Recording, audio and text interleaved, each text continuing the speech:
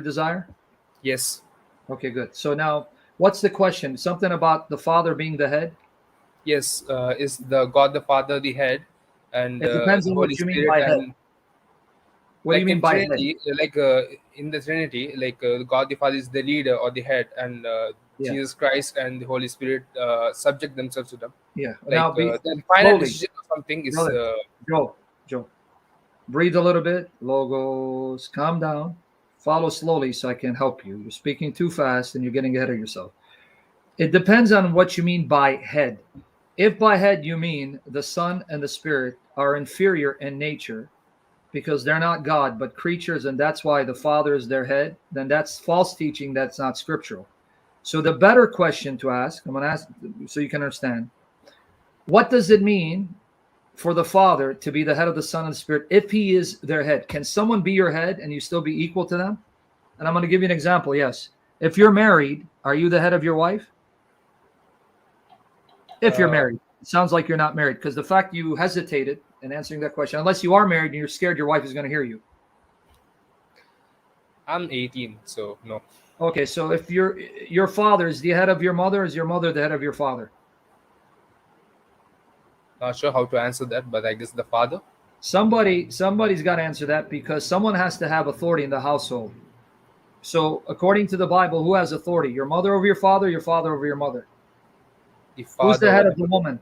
1 Corinthians 11:3. the Father. So in 1 Corinthians 11:3, it says man is the head of the woman, meaning God has ordained in the marriage, the husband is the head of the wife, and the husband and the wife are the head of the children. So the husband's the head of the wife, the children are subject to the father and the mother as their head. So my father is my head, my mother is my head, they have authority over me, but in the relationship between my father and mother, my father is the head. That's 1 Corinthians 11:3. Okay. So, and then that's the same passage that says, and Christ is the head of every man, and God is the head of Christ. 1 Corinthians 11:3.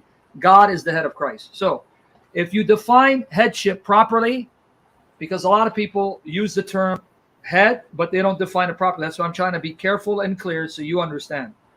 Headship doesn't mean that the person who has authority over you or is your head is better than you, superior to you, more valuable, more worthy than you. It simply means that this person has authority over you, even though you may be equal in nature, essence, value, and dignity and honor.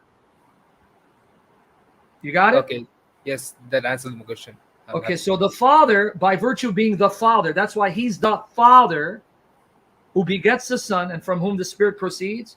He is the head of the Son and the Spirit, without implying the Son and the Spirit are creatures who are inferior because they are eternal and inseparable from the Father, being one with him because it's his nature that they possess, eternally, inseparably, without beginning, without end. So if that's how you define it, then this would be what we call the monarchy of the Father, the monarchia. Right.